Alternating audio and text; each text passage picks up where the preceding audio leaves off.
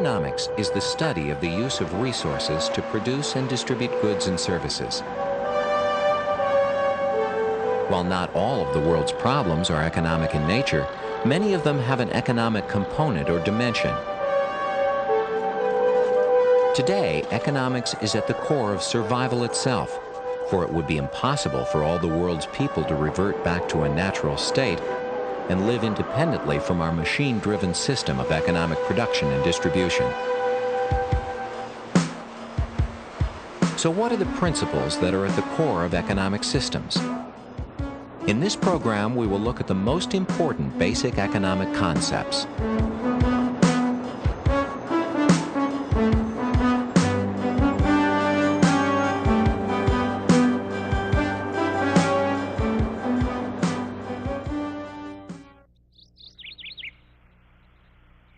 Economics is based on scarcity, the kind of scarcity that wintering animals are faced with in their search for food enough to survive.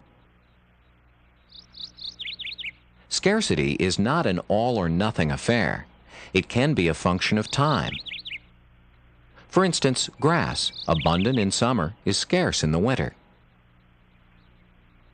Scarcity can also be a function of geography. This bull elk has a whole valley to himself, so he does not need to compete with any other animals for food. In the arena of human economics, societal and individual values can play a dominant role in creating haves and have-nots. Let's look at how this works by examining one of the world's most important natural resources: oil. Oil is a critical component to the functioning of Western economies. One of the first things to notice about crude oil reserves is that their distribution is not uniform across the planet. There is very little oil in Western Europe and Japan. So geographic disparity creates scarcity in some areas. Haves and have-nots. But having crude oil is not enough. After it is extracted from the ground, the oil must undergo a highly technological refining process to result in a product such as gasoline. So crude oil may be abundant in a geographical region, but low or zero productivity in processing it can result in scarcity. When scarcity exists, rarely is the scarce commodity distributed equally among all peoples. Most oil, for example, is consumed by only a handful of Western and Eastern industrial nations, nations that can pay for it. Scarcity of resources, or even the threat of it, can have dire consequences. In 1990, when Iraq invaded oil-rich Kuwait, threatening to create a shortage in the supply of oil, the Gulf War began.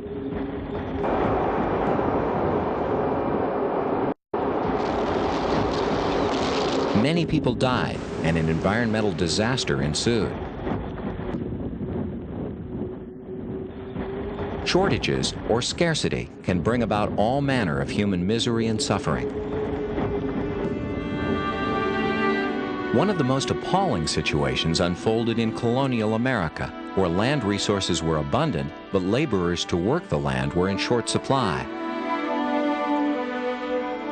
Initially, the first American settlers recruited poor European workers into indentured servitude to fill the labor shortage.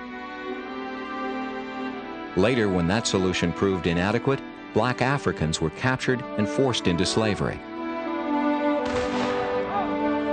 Controversy over slavery resulted in a bloody civil war with many deaths, and its repercussions are felt in the United States to this day. Ready, fire!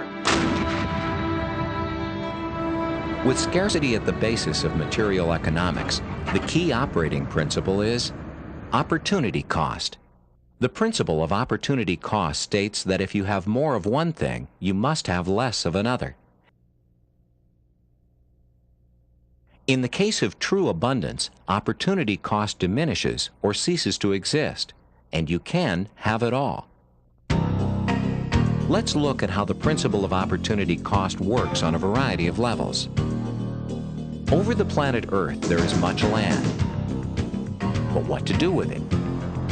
If we use it for a city, we cannot farm it. In the city, if we build skyscrapers, we exclude residential neighborhoods. On a global scale, there is great debate over the preservation of the world's rainforests. Should they be saved for wildlife, recreation, and the health of the planet? Or should they be cleared for agriculture and other human industrial purposes? These are choices that must be made. Land is finite, forests are limited, and many of the Earth's resources can be used up. All of these facts must be considered when we make choices. Choices which, once made, prevent other possible choices from being fulfilled.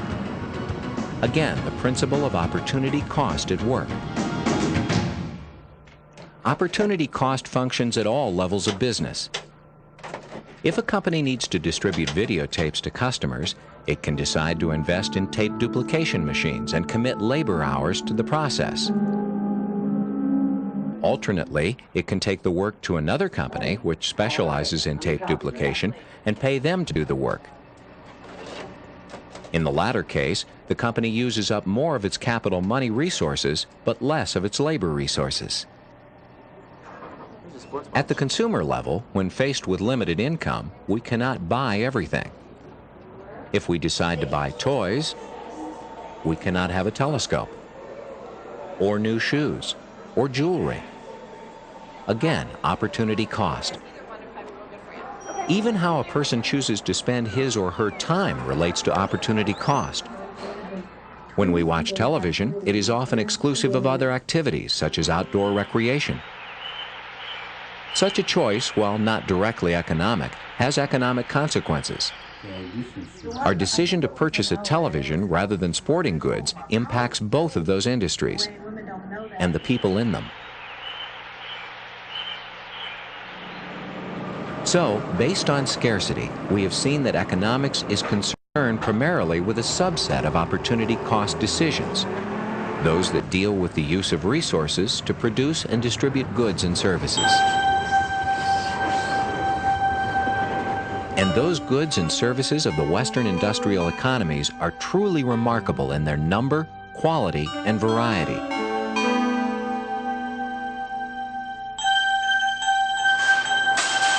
How did such a plethora of choices evolve?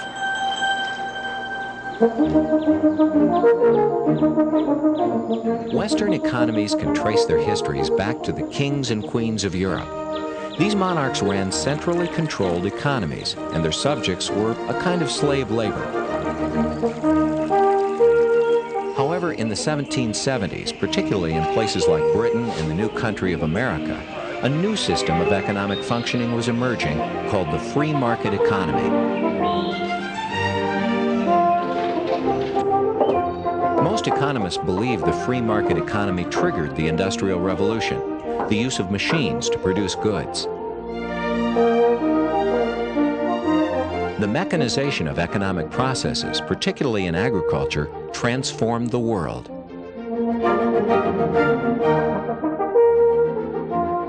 Through much of the 20th century, the free market economy philosophy vied for world dominance with a new form of command economy called communism, anchored in Russia and China.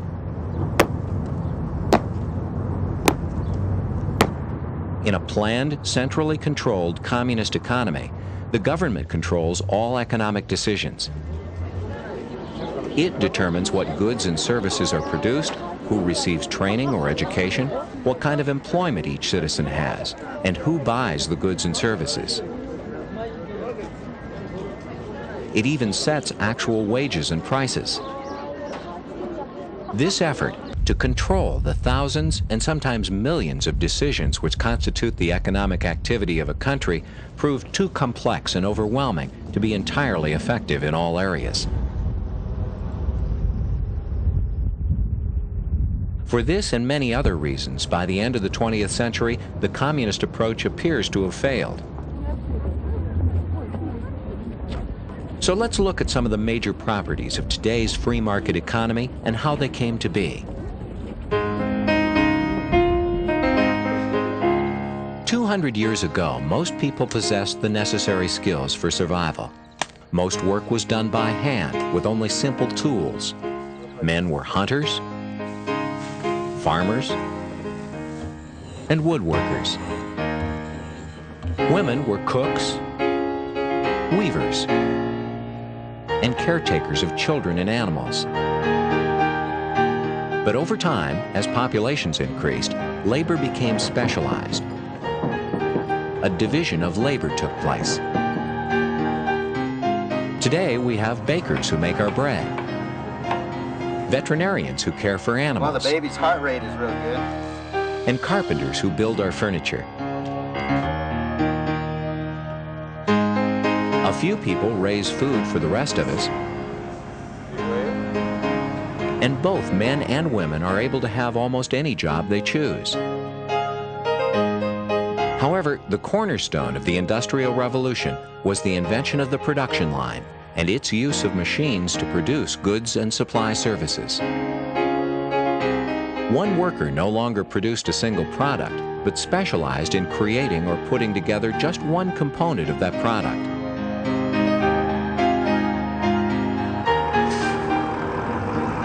In the creation of a larger item, such as a bus, we find hundreds of individuals contributing their specific job skills toward the completion of the end product.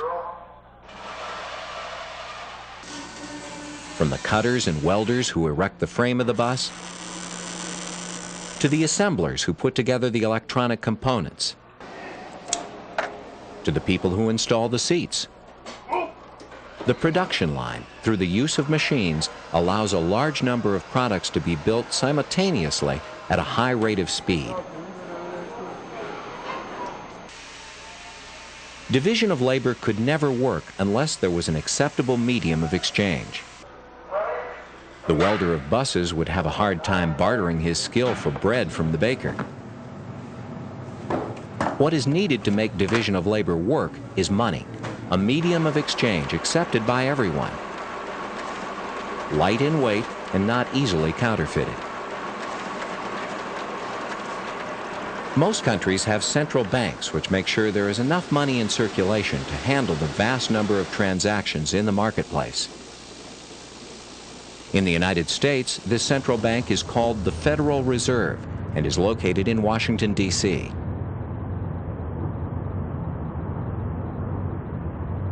The free market economy has also evolved a strong system of local banks which store money, loan money, and provide other financial services like checking accounts and credit cards,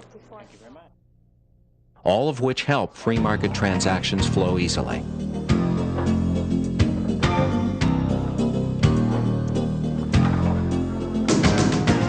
The primary entity or institution of the free market economy is the corporation. The corporation is a legal entity which has as its goal the production of specific goods and services to make a profit. It is a major user of resources and labor. Here are some corporations you may be familiar with.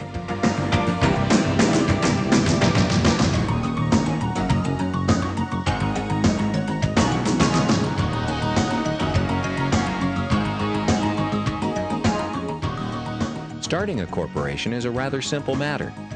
Corporate attorney David Walder explains how it's done. First, we must decide whether it's a for-profit or a non-profit corporation. Then we need to draft the articles of incorporation, where we need to include the important information for the basic structure of the corporation, such as the name of the corporation, the number of shares that the corporation is authorized to issue, the names of the initial members of the board of directors, as well as the name of the registered agent and the registered office.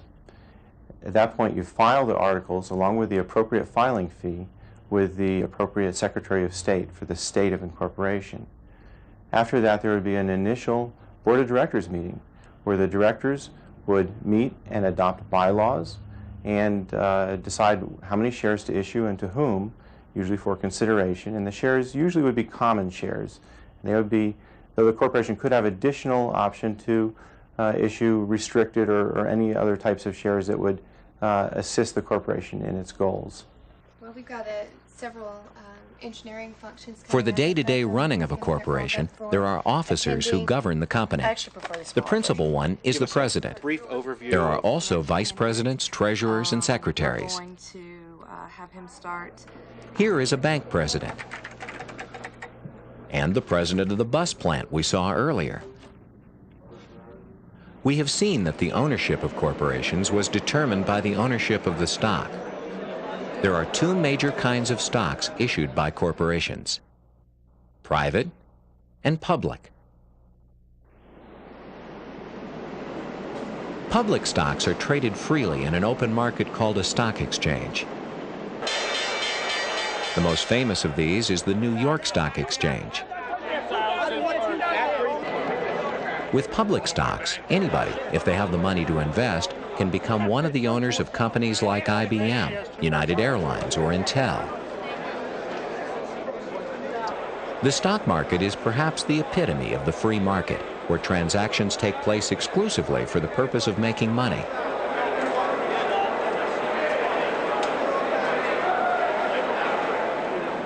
So far, we've seen some of the primary features of the free market economy: the corporation as the major institution, the establishment of an acceptable medium of exchange, a high degree of labor division, and the intensive use of machines in producing goods and services. Finally, we actually need a marketplace, arenas where goods and services can be exchanged.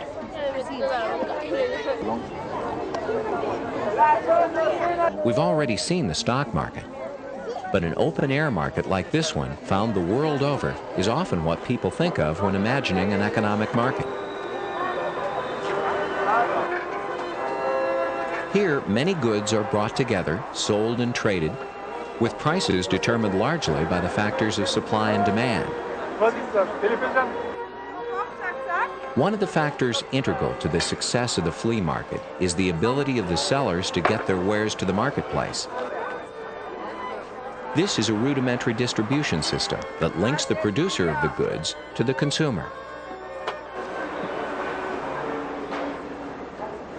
Malls, department stores, and mail-order catalogs are all part of an elaborate distribution system. To get a product from its point of manufacture to the point of sale, there is a large transportation network. Trucks logging millions of miles, trains constantly moving, railroad cars filled with products, ships sailing the planet's waters. Even airplanes moving packages of every size form this complex network of activity that day and night moves products across the country and the globe. It is into this sophisticated marketplace that a corporation must come into existence and compete in order to survive. Corporations are like people. They are born, grow, live, and die. At one time, there were many businesses associated with horse-drawn vehicles, makers of wagons, wheels, and harnesses. Now, due to changing market demand, they have all but disappeared. Given a well-functioning free market, once a corporation is created and its purpose defined, its fate in general will depend on two factors: consumer or market acceptance of the good or service, profitability in combining the factors of production to produce the good or service. For the first factor, let's look at a case history. Personal computers are now an accepted fixture in most businesses and many homes. However, there was a time when their future was not so bright.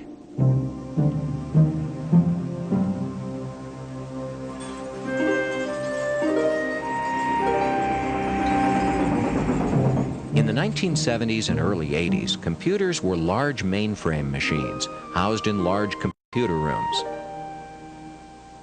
Their primary use was for research in the fields of science and engineering.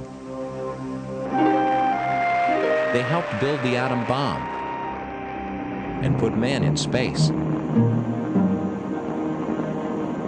Computers were also used in modern military forces and were instrumental devices for storing and retrieving huge amounts of data for businesses like banks and insurance companies. But why in the world would anyone want a smaller version of a machine like this in their office? Well, in the 60s and 70s, people were using typewriters and doing business calculations by hand with pencils and adding machines. That changed when small personal computers were developed that could run software programs that performed word processing, replacing the typewriter, and do spreadsheets, the backbone of accounting procedures necessary for every business. The PC replaced the pencil and hand calculator as well. These applications created market acceptance of the personal computer almost overnight. Now there is every kind of software imaginable that can be run on a personal computer. A second application drove the market expansion into its next phase, using the computer to produce graphics. Desktop publishing replaced the old manual cut and paste method. Now anyone could produce professional-looking marketing pieces, documents, even publications. At the same time that practical applications were driving market acceptance, using computers was getting easier. Instead of having to use complex languages for operating the computer, a simple symbolic interface was developed. Now, operating a computer was far less complicated, and therefore possible for a much greater number of people. Finally, what once cost $100,000 is now less than $2,000. The ability to profitably manufacture desktop computers has caused prices to fall steadily for the consumer, making them an affordable addition to many homes and businesses.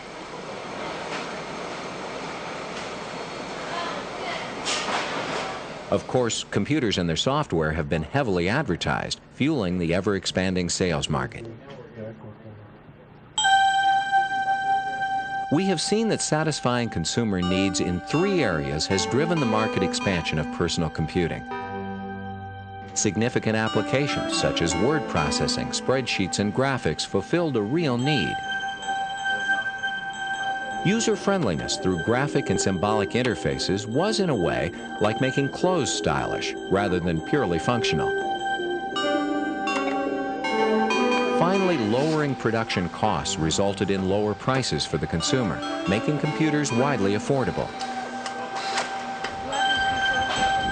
This brings us to the second component of corporate success: profitability in combining the factors of production. The factors of production are natural resources, considered to be gifts of nature; labor, that is, the workers; capital, such as money, buildings and tools, and other parts which are purchased from outside suppliers. Let's compare 2 corporations which produce the same product, baked goods. Both successfully combine the factors of production in different ways. Rudy's is a large bakery. It is capital intensive. It uses large machines to produce its baked goods. Much of its labor is used to monitor the operation of the production lines. It uses very little true material resources, only water. Its raw materials are processed grains like wheat flour, which it buys from other companies. Daily Bread also gets its raw material, flour, from mills that process grains. However, it intensively uses labor to mix and prepare the baked goods. Both companies bake their products in an oven, Daily Bread on a small scale, and Rudy's on a larger.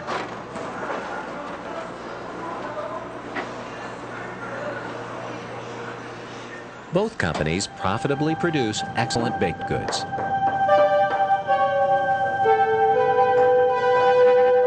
So we have seen that economics looks at how resources are used to produce goods and services to satisfy human wants and needs.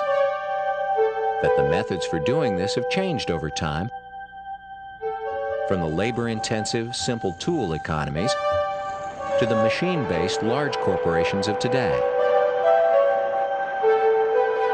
So far, economics has been based on scarcity and the principle of opportunity cost. But perhaps someday, a condition of true material abundance can exist for all.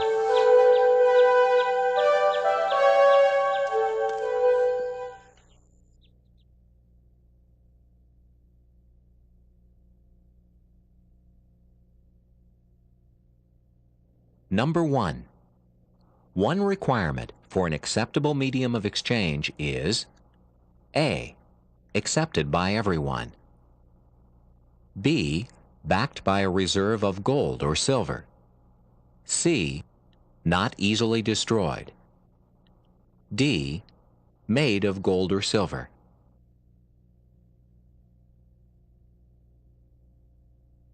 Number 2. Both of these businesses are examples of A. Economic systems. B. Marketplaces. C. Factors of production. D. Capital.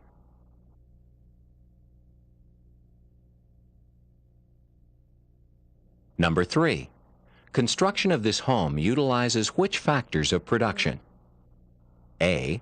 Natural resources and labor. B. Capital. C. Other parts. D. All of the above.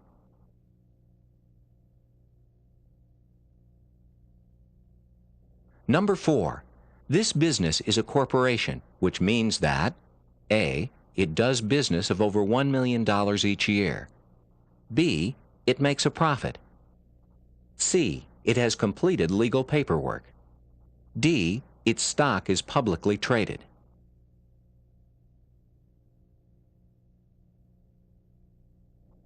Number 5.